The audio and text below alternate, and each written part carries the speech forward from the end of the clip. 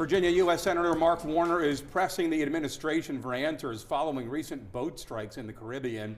Warner says Congress has still not been given full access to video from the strikes despite multiple requests.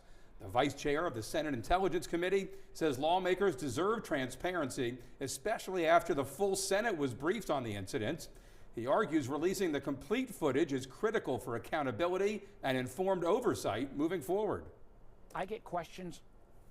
One, are these boat strikes legal? And two, is my son or daughter going to be involved in a war?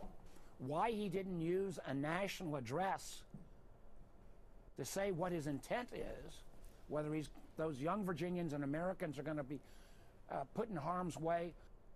Warner also today addressing child care affordability legislation, new bills supporting minors with black lung disease, and Virginia's newly unveiled statue honoring civil rights leader Barbara Rose Johns.